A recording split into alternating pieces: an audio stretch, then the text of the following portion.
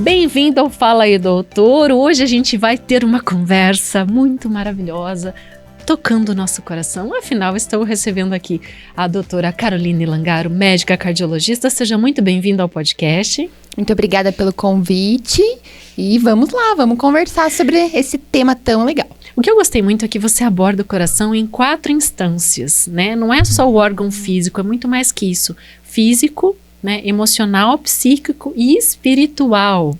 Então, quando que você, assim, acordou para essa... Nossa, tem todas essas dimensões. E como é que você leva na prática para o teu consultório? Daí, desde a faculdade, eu tinha uma matéria chamada Relação Médico-Paciente. E aquilo já me tocou muito de olhar as pessoas além de um sintoma de uma doença, né? E ao longo da minha prática, da minha experiência aí dentro da medicina, eu fui vendo que muitas vezes o problema não era só ali no corpo físico. O emocional pesava muito, o mental, a forma que as pessoas encaram a vida, enfrentam seus problemas, e o espiritual também, que a gente teve muitas experiências assim, que você começa a notar as coisas um pouquinho diferente, e eu acredito que isso influencia muito, que é uma área que a gente tem que também levar em consideração. Bom, eu fiquei sabendo que você pratica meditação. Desde quando você medita? E foi através da meditação que você acordou para essas dimensões do ser humano e trouxe isso para a prática da medicina?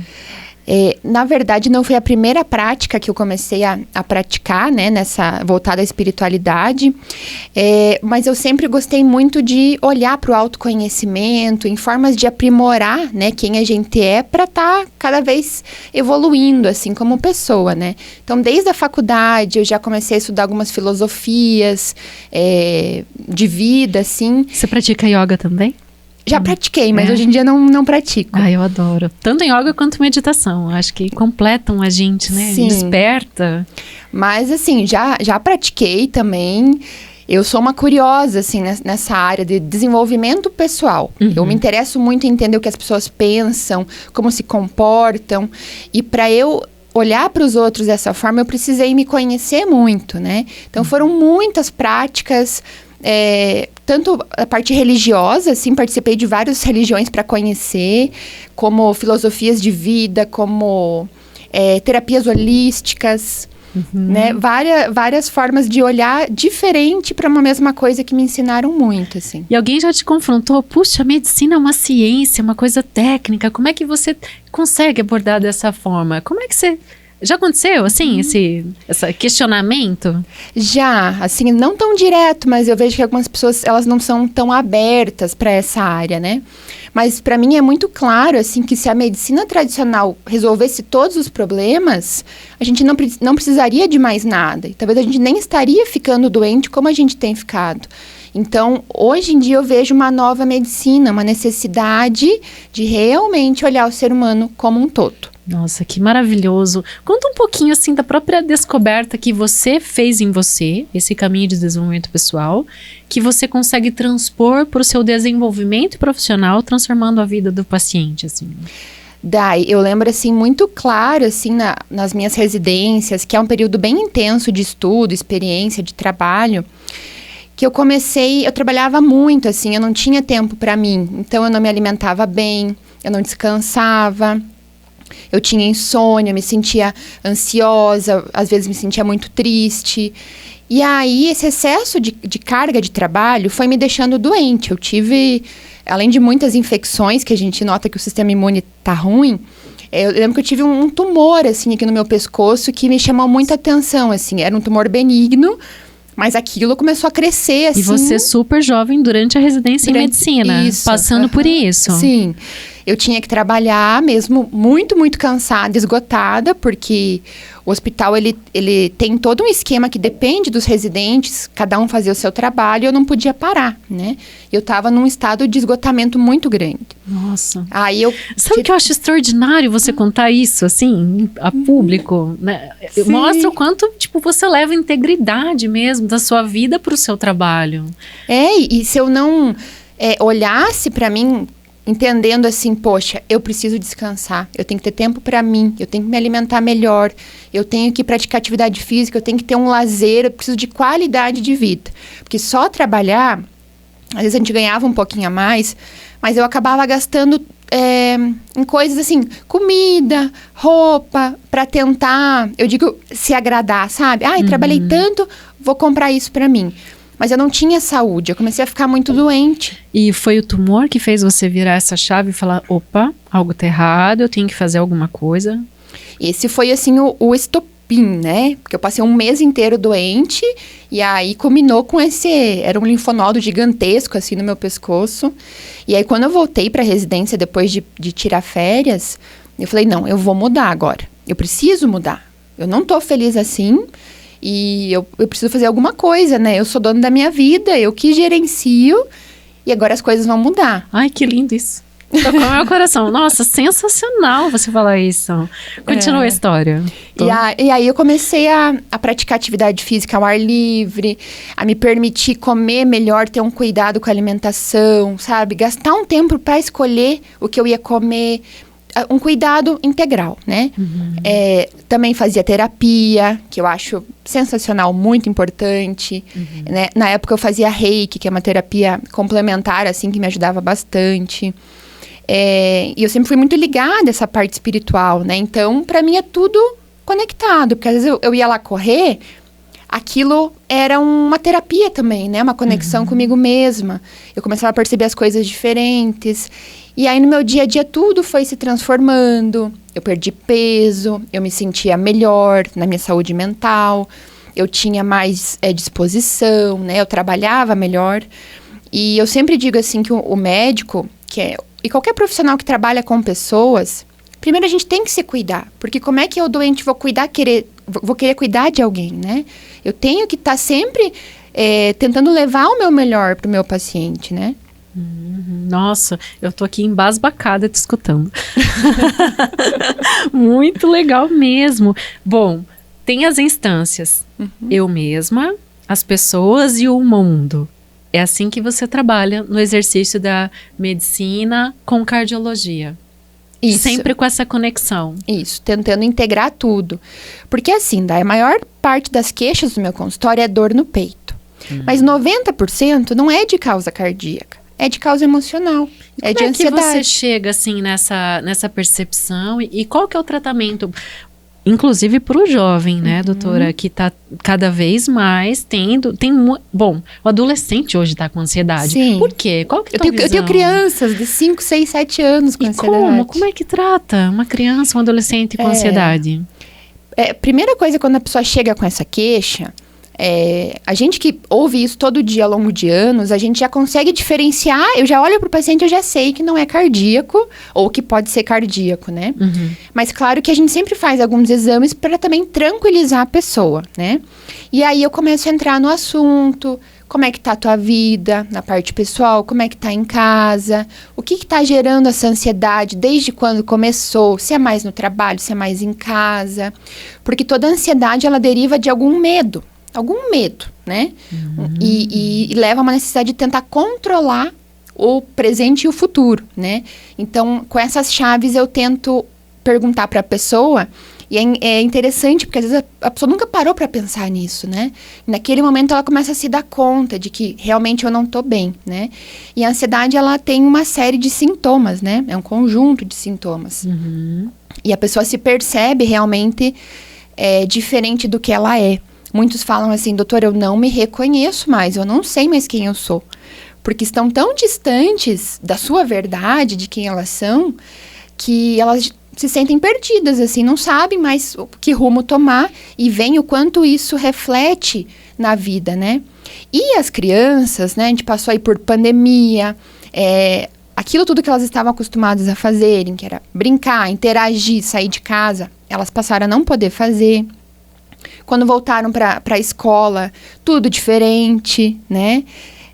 E também o que eu vejo, assim, é que as crianças sofrem uma pressão, assim. E eu nem digo que os pais façam pressão, mas eu acho que o mundo, de certa forma, gera uma cobrança que eu tenho os pacientinhos que se cobram, sabe? Que seja uma criança perfeita, algo nesse sentido? Olha, que não pode errar? Você acha que esse tipo de cobrança? Uma cobrança, assim, da questão de nota, de acompanhar tudo. Daí se a pessoa tem dificuldade, a criança tem dificuldade, ela se sente pior.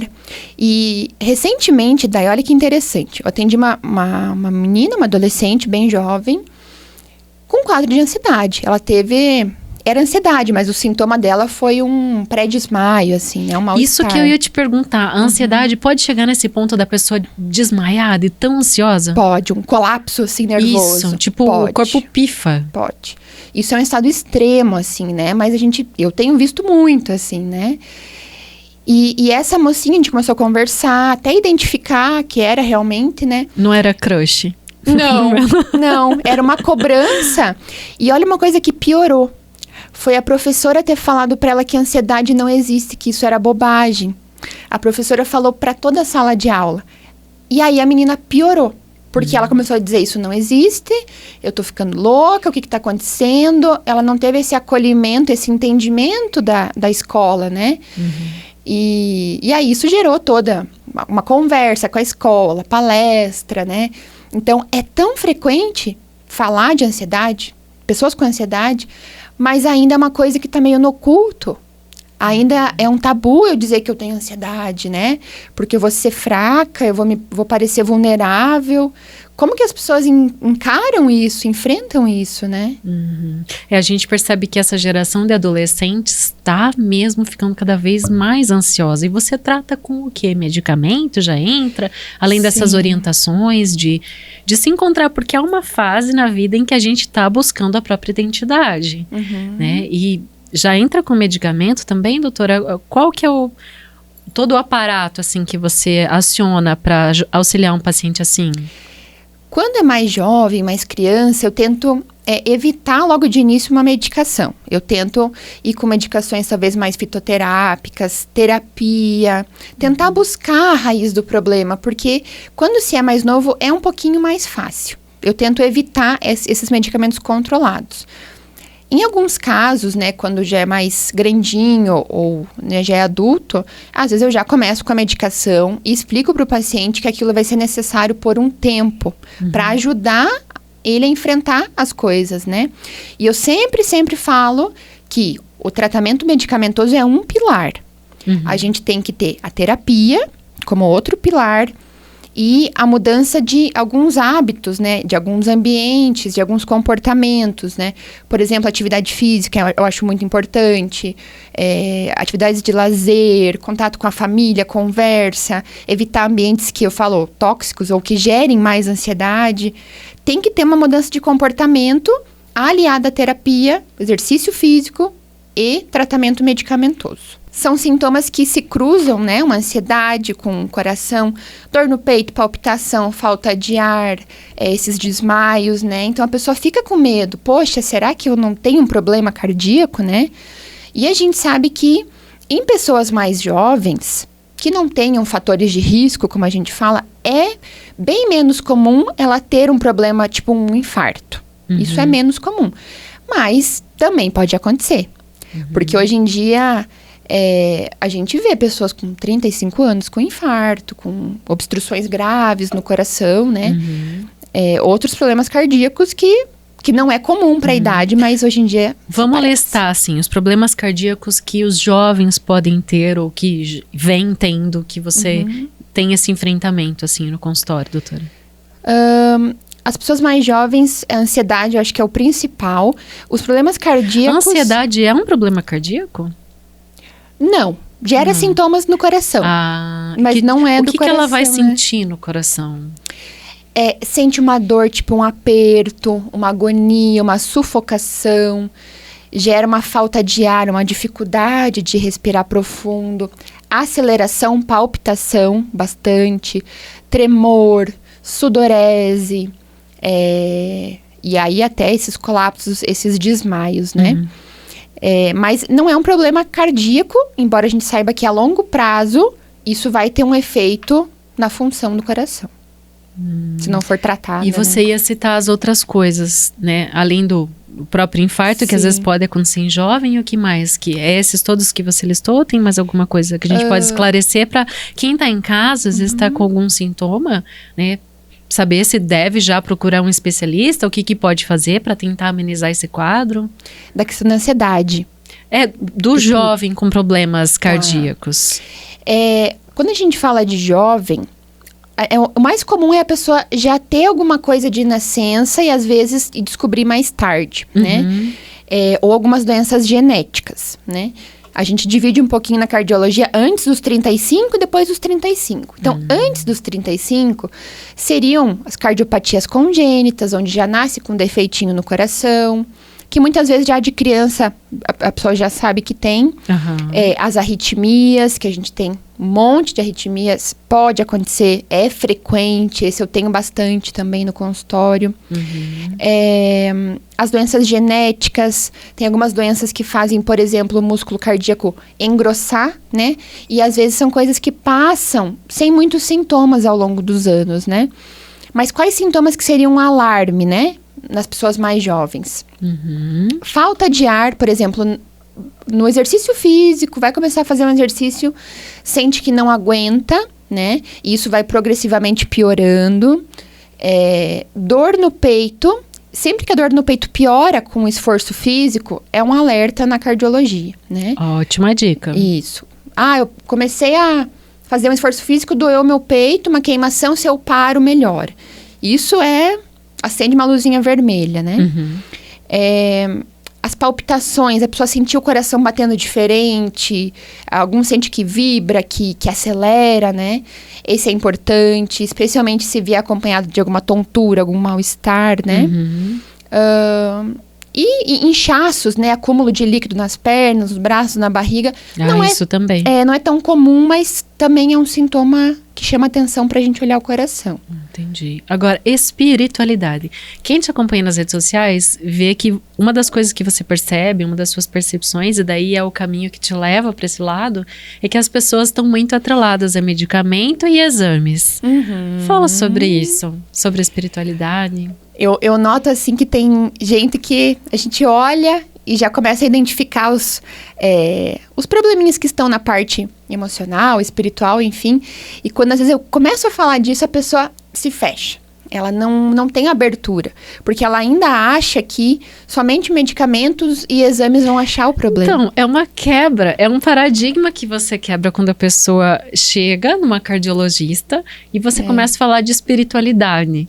Como é que você convence teu paciente que você abre essa porta, assim? Eu achei sensacional essa tua abordagem. É o que precisa, é o moderno. Até gostei do seu slogan, que é cuidamos do seu coração com amor, né? Que é o órgão do amor, simbolicamente falando, mas normalmente a gente tá só com essa visão técnica quando vai para um cardiologista. Sim, né? sim. A gente tá acostumado, né? Que o médico é aquela coisa meio sintomas, pede exame, vê o que é, dá remédio. Pronto. Né? Mas eu tento sempre, primeiro, entender quem é aquela pessoa que está na minha frente. No que ela acredita? Ela já tem alguma religião? Ela já tem alguma prática? Né? Quais são as crenças espirituais que a pessoa tem? Né? E a maioria tem alguma crença, né? Acredita numa força maior, acredita em Deus, faz as suas orações. Cada um tem um tipo de prática, né? E isso já existem estudos dentro da cardiologia, que eu acho que é a única sociedade brasileira que tem uma sub-área lá que trata de espiritualidade, né? Inclusive tem matérias que saíram aí falando, né? Que a Sociedade Brasileira de Cardiologia tem lá essa área. Que fala que o paciente que tem fé, né, que acredita em alguma coisa maior, ele fica menos doente, e se ele fica doente, ele se recupera mais rápido, né? A evolução dele dentro da doença, ela é melhor, porque essa pessoa, ela acredita que ela vai se curar, que tem uma força maior que está atuando, ela tem um otimismo. A forma de enfrentar a doença é diferente. Ou seja, ela é realmente o protagonista da vida, né? E percebe que ela tem que agir para que aquilo funcione, para que ela tenha uma vida boa, feliz, plena, saudável. Exatamente. E isso é uma grande chave na questão da cura ou de um tratamento, né? Quando o paciente ele se coloca como responsável pelo seu processo de cura, fica tudo mais fácil. O nosso trabalho flui melhor, porque é um paciente que está aberto a ser curado, ele vai fazer o que ele precisa fazer, né? O que o médico pede, mas a parte dele no dia a dia, né? Porque eu falo para os pacientes, não tem como eu ir na tua casa e fazer o teu pratinho de almoço. Não tem como eu ditar o que você vai fazer na tua vida de hábitos. Isso é você com você, né? Eu posso te dar as dicas. O que você faz da porta para fora é as tuas escolhas, né? E às vezes eles voltam assim, ai, doutora, você vai brigar comigo? Digo, eu não vou brigar, não tô aqui para brigar. Tô aqui para aconselhar, para te ajudar, para acolher a tua dificuldade e tentar achar o melhor caminho, né? Mas a escolha é sempre do paciente. Sempre, sempre, sempre. E a gente percebe que você é tão íntegra com o paciente, é tão transparente de mostrar tudo, que ele se sente na obrigação de te dar um feedback que ele fez a parte dele. Sim. Ou já fala que não fez, né? Tipo... E vai brigar comigo. Tá esperando já, né? Como antigamente a gente tinha muito nessa...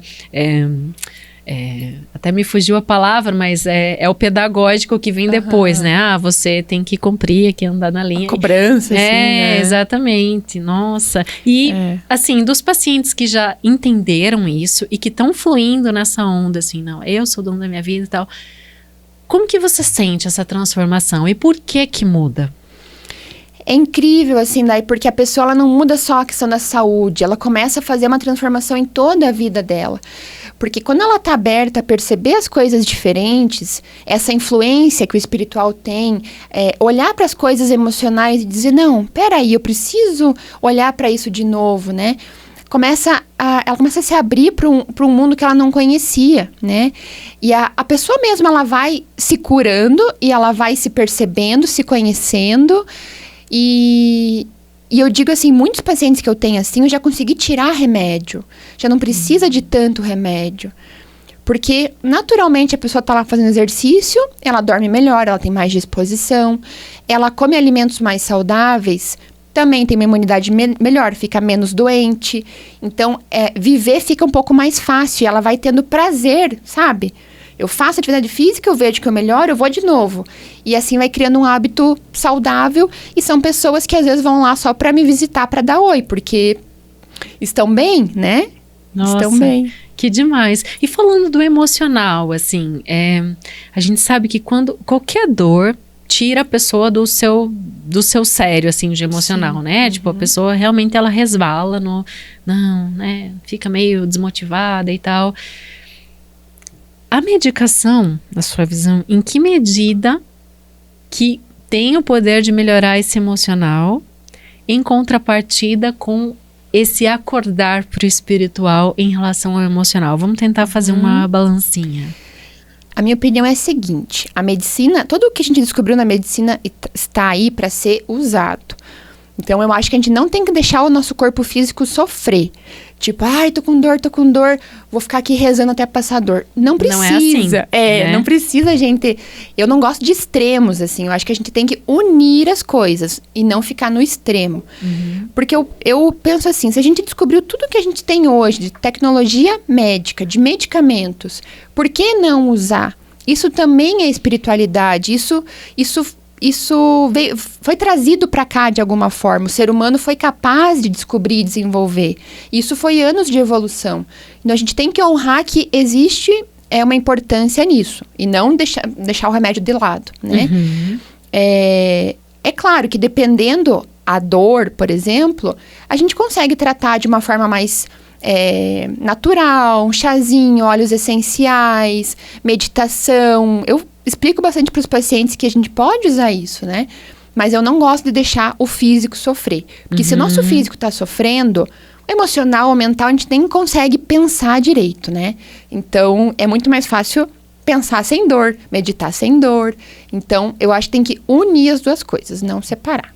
E o paciente, assim, mais experiente, vou dizer assim, para não falar o idoso, que também pode ser, que normalmente a gente sabe que a partir de uma certa idade, né, é até indicado que você faça check-ups cardíacos, né? Aliás, qual a idade que você deve iniciar os? A partir dos 40, assim, já é interessante começar, tanto a título de diagnóstico precoce e prevenção. Ótimo. E quais são as medidas de prevenção? Que eu ia fazer outra pergunta, mas já que a gente falou de prevenção, eu vou falar disso primeiro. Quais são as medidas de prevenção que a pessoa deve ter para conservar o seu coração saudável? Isso daí também é uma área que eu amo muito, que é a prevenção, que tem que começar assim, dos 20 anos a pessoa já tem que fazer, porque a doença já começa ali. Exercício físico, eu bato muito nessa tecla porque os benefícios são inúmeros. É necessário se movimentar, fazer exercício. Seja qual for o exercício que a pessoa goste. Sim, a gente tem muita opção, melhor para o coração? A gente escuta muito, né? Tem que fazer cardio. Tem que fazer cardio. Sim. Né? Os pacientes me falam, eu ouvi que a caminhada é o melhor exercício para o coração. Eu acho que o ideal para o coração é associar aeróbico com musculação. Porque cada um vai ter uma ativação diferente cardíaca, né? É claro que exercícios aeróbicos mexem mais com o coração, né? Acelera mais, traz uma modulação maior. Mas a musculação vai ter um outro estímulo também bem importante, assim. Então, eu gosto de unir os dois. E você faz musculação? Eu faço musculação. Você, doutora Carol, faz musculação? Sim. Você pratica com que regularidade? De 4 a 5 vezes por semana, assim. Tá. Exemplo para os pacientes. Tô no foco. Mas foi interessante, assim, porque eu vim de uma rotina que eu tava um pouquinho meio desleixada. Tipo, hoje não vou, não sei o quê. Aí eu falei, não, eu vou mudar minha rotina, vou fazer diferente. Daí fui lá, peguei um personal. Tá sendo ótimo, porque me colocou na rotina de novo. Então, a gente tem que se conhecer a ponto de dizer, não, isso não tá mais funcionando. Eu preciso mudar para eu continuar no meu exercício, né? Ótimo. E eu falo para os pacientes, eu não gosto de musculação. Mas tem dança, tem jump, tem pilates, tem aula de bike. Você pode ir na rua, caminhar, correr, bicicleta na rua. Tem natação, tem muita opção, né? Tem o HIIT, que eu sou apaixonada pelo HIIT, acho incrível. Que é uma aula curta, de pouco tempo, que tem uma eficácia. Inclusive, para o coração, tem vários estudos, assim, que é incrível, né? Então, exercício para prevenção, para viver mais. Exercício é o número 1 para prevenir, então. Número 1. O que mais que temos? A alimentação, a gente tem que cuidar. As pessoas, mesmo sabendo o que não é bom comer, continuo nos excessos, né? Eu falo sempre frituras, gorduras, excesso de açúcar, isso vai fazer mal. Mas como que transforma a cabeça de uma pessoa que adora fritura, Já que a gente tá falando de transformação de pensamento, eu quero esse seu segredo, assim. Como é que você transforma a cabeça do paciente que é apaixonadíssimo por doce, ou adora comer fritura, ou a correria da vida dele, a fritura fica mais fácil? Eu penso assim, né? Às vezes a gente precisa de um bom motivo para mudar um hábito, né? Nem sempre a gente vai pelo amor, às vezes a gente vai pela dor, né? Então, eu sempre tento trazer tudo que eu vejo nos hospitais de pior que está associado a essas doenças, né? É muito sofrimento, causa muita dor, né? Mas eu sei que é difícil mudar um hábito alimentar, porque a gente foi educado enquanto sociedade a ter alguns tipos de alimentos que a gente ingere mais, né? E quando eu peço para os pacientes que mudem seus hábitos, eu não falo assim, você não pode comer, você tem que estar em dieta. Eu não gosto dessa palavra dieta e de que não pode. Você pode comer a sua fritura, o seu refrigerante, o seu doce, mas não pode ser todo dia. Tem que ser a exceção da dieta, porque isso não vai te nutrir, isso vai gerar uma inflamação, vai gerar problemas a longo prazo. Essa é a consciência. Eu tento trazer assim, não é que não pode. A gente pode tudo, mas tem que ter essa consciência de que não pode ser todo dia, porque a frequência, né, ela vai... Tudo que a gente faz todo dia vai trazer alguma consequência, né? Seja um exercício, seja uma fritura, seja um doce. E aí as pessoas reclamam de muitas coisas, por exemplo, falta de disposição, cansaço, insônia, problemas de estômago, digestão, e querem remédio, querem exame, mas não mudam, às vezes, o básico, que é a alimentação, né? Eu tento bater na tecla para mudar, mas é uma das coisas mais difíceis. E, para além do exercício e da comidinha mais saudável, qual que seria um terceiro pilar, assim, para realmente prevenir, para ter um coração saudável com mais longevidade? Aí eu acho que entra bem forte essa questão de controle de estresse, que quando a gente fala de estresse, seriam todas essas doenças de ansiedade, depressão, Mas eu vejo quantas pessoas estão estressadas, cada vez mais cedo. E isso também já tem estudos que mostram que o estresse acelera problemas de coração, AVC, entre outros, né? Já que você tem esse olhar assim tão diferenciado, vou te fazer uma pergunta meio difícil de responder, mas você acha que se a pessoa sair um pouquinho da sua própria casca, porque assim, existe um movimento que a pessoa tem que se enxergar mais, ser protagonista da sua vida, mas ao mesmo tempo, eu só tô batendo aqui, como hoje ela tá muito aqui, né, no telefone, ela tá ali com o mundo dela, só que ela não tá necessariamente inserida nisso. Às vezes ela tá passivamente assistindo um monte de coisa que é inclusive maquiada e meio que traz uma angústia e uma certa tortura. Pergunta difícil é, você acha que se a pessoa conseguir fazer esse movimento de vou ajudar o outro, vou olhar para o próximo, ela tende também a fazer um movimento social de prevenir e conservar seu coração? Porque a gente tem que pensar que o mundo é um todo. Você enxerga isso? Sim, sim. Eu acho que quando a gente... Eu vejo pela minha profissão, né? O meu dia a dia, assim. Quando a gente se abre para conhecer o outro, conhecer as vulnerabilidades, fraquezas, a gente se enxerga um pouquinho também. Porque eu também digo sempre, o outro é o espelho da gente. Então, a gente se conhece quando a gente olha para o próximo, né? E o ser humano tá sempre disposto a ajudar. Bom, pra gente ir para umas últimas sensações aqui, que, nossa, essa entrevista tá despertando muitas coisas. Dentro de tudo isso que a gente falou, você se lembra, assim, de 1 ou 2 pacientes, algum caso específico que te tocou pra caramba, assim, com essas viradas de chave? Bom, o primeiro que me veio, assim, que eu acho que é bacana contar a história dele, foi um paciente que eu atendi com Covid, né? Eu atendi os pacientes no hospital internados, na UTI, na enfermaria. Eram muitos pacientes ali, né? No final de 2020, 2021, a gente teve alguns picos, né? E esse paciente era um paciente muito grave, assim, o pulmão dele estava muito comprometido e... Eu todo dia ia lá ver ele. Eu olhava ele pela janelinha e dizia, meu Deus do céu, ele não vai aguentar, a gente vai ter que entubar. Mas eu entrava e tentava passar algo positivo, né? Dizia, não, vamos lá. Faça tudo que as enfermeiras mandarem, que a físio mandar. Não é o seu Jorge? Seu Jorge. Eu vi no teu Instagram, achei sensacional a história do seu Jorge. O seu Jorge me marcou muito, Nossa, assim. então continua contando. O seu Jorge me marcou muito, assim. Acho que os pacientes às vezes não sabem o quanto eles são um presente na nossa vida. E ele com certeza foi, assim. Eu falava, seu Jorge, não desiste. Vamos mais um dia. Faça tudo certinho que vai dar certo, que vai dar certo. No outro dia eu tava lá.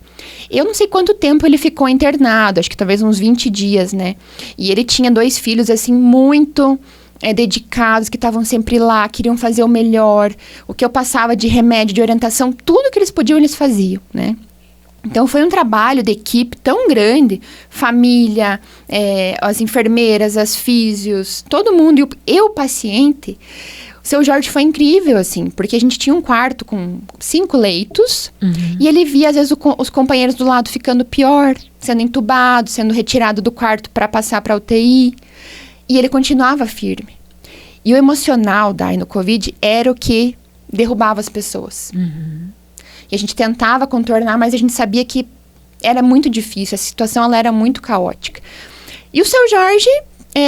acabou indo de alta, né? Foi pra casa, enfim, só que não fui eu que dei alta, né?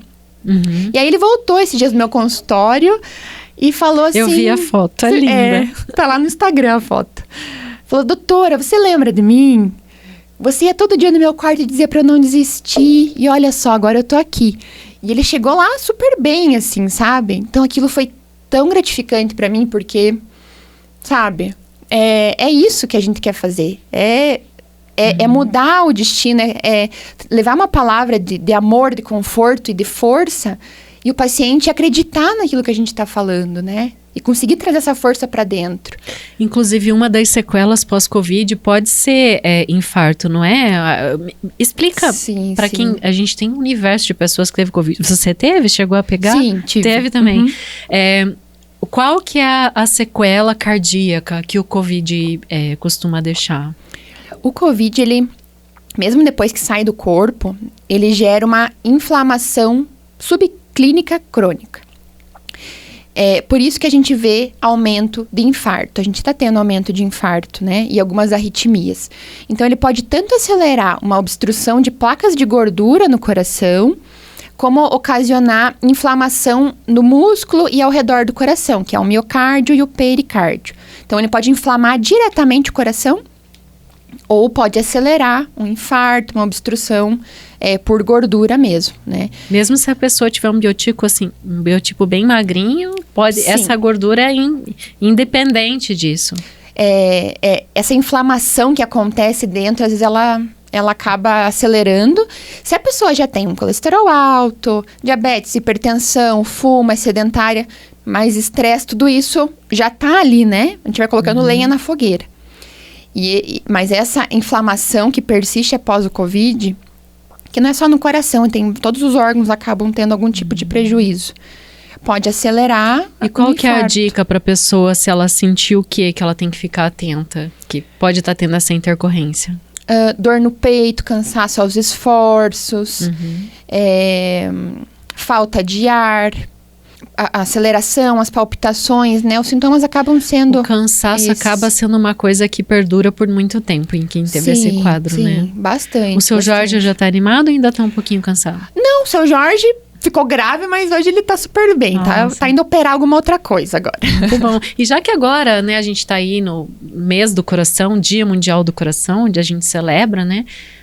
Pra fechar, quais são as suas palavras sobre coração, assim, que você gostaria de deixar de mensagem em relação a preservar o coração, enfim? O coração é o órgão que ele não para de bater nem um segundo da nossa vida. Ele só vai parar de bater quando for o nosso último dia aqui. E a gente só tem um.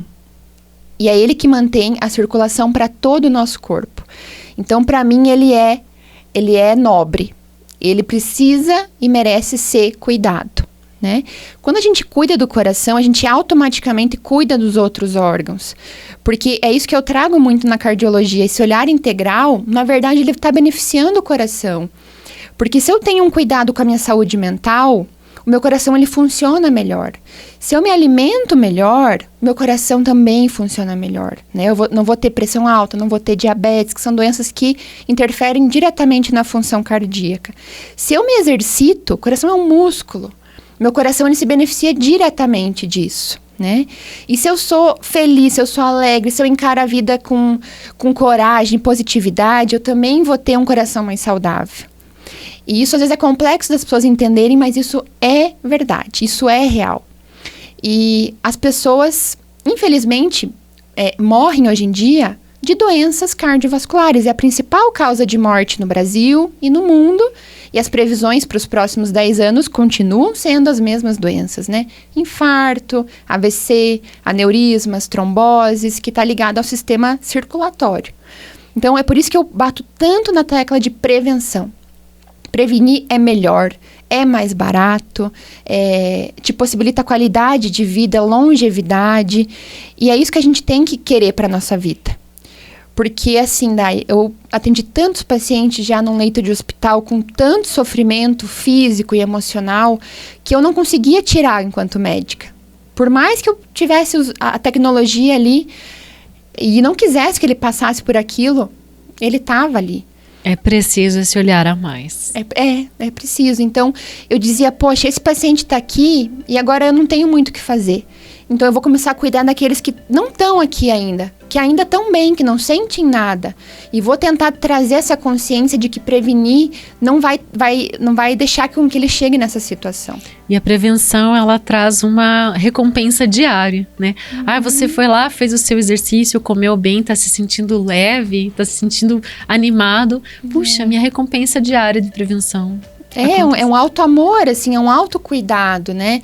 E que ninguém pode fazer pra gente, pela gente, né? Não tem remédio, eu digo que não tem como encapsular algumas coisas na vida.